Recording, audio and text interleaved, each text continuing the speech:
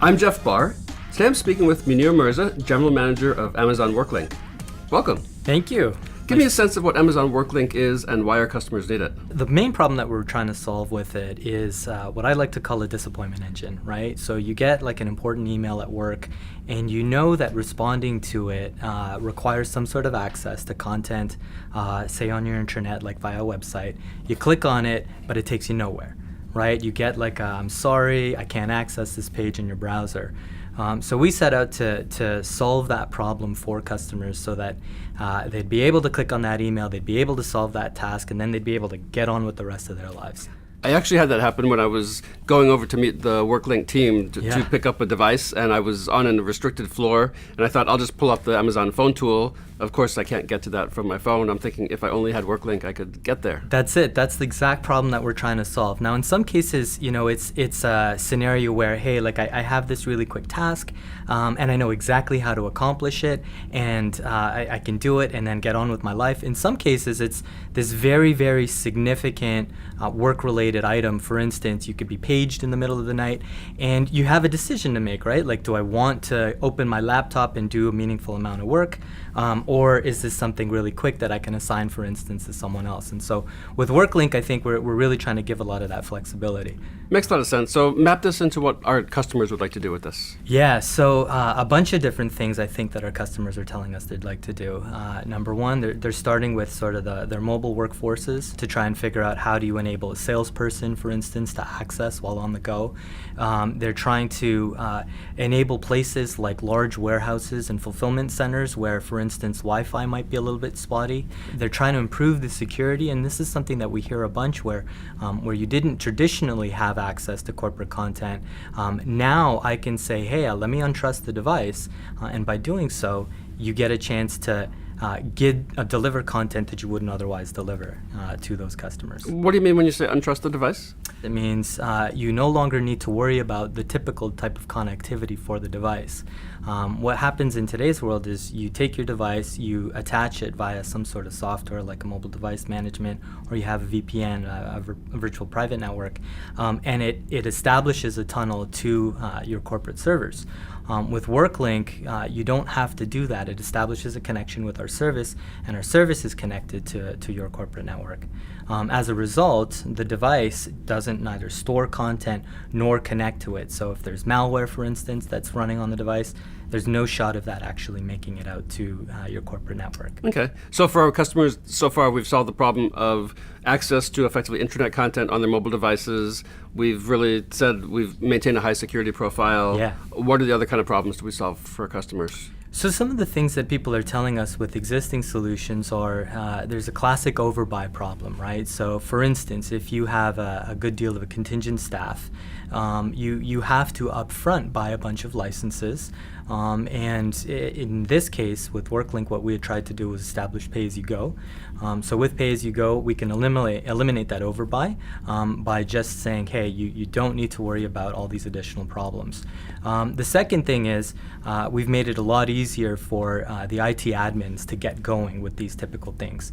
Some of the things that people are complaining about are, sending their staff to 3-day training courses and things like that. And so we wanted to make it as simple as possible using the tools that you're very familiar with already so that you can attach and get going with our service. All right. Walk me a bit through then the setup process. How does the administrator get ready to use WorkLink and make it available to their audience? Great. So you start by first creating a fleet.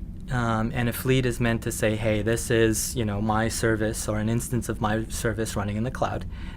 From there, you attach your identity provider, and you go in and you identify, hey, these are the rights and the roles that the users within my corporation have. They are meant to be so that you don't have to do anything unnatural. It's not like we're asking you to set up a new AWS service or set up with existing AWS infrastructure. You could bring your own identity to it. The next things that you end up doing are setting up the domains, and then setting up the certificates allowing customers to access those domains. From there, you finally set up the connection between our service and your corporate network. Your corporate network could be on-prem, It could be hosted in some sort of hybrid or multi-cloud solution, or it could be all in with AWS. Once you have those few things in place, you're ready for your users to download the app, put in their credentials, and then just get going, accessing internal content as if they're just clicking on a link or typing in a URL. Sounds pretty easy to use. So does the administrator get control of different access levels for different users or groups of users? Well, the idea that we had was corporations today have very sophisticated permissions models. So yes is the answer, but what we wanted to do was make it so that the IT administrator didn't really have to go about configuring the permissions and the roles and the rights within our service.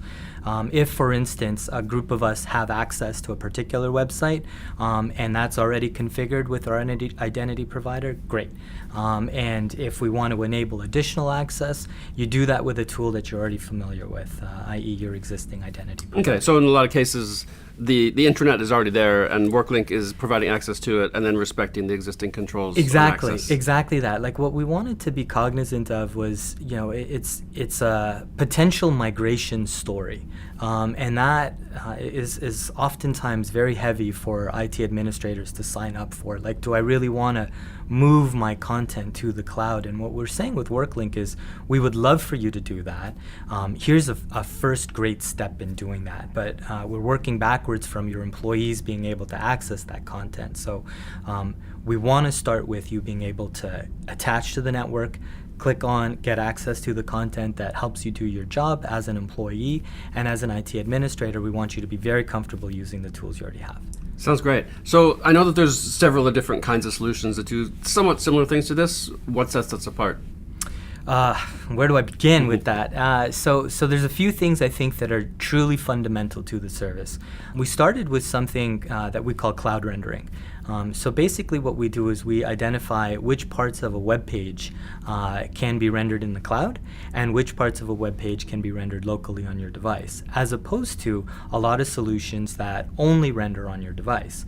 That's what leads to the disappointment engine that I described at the beginning.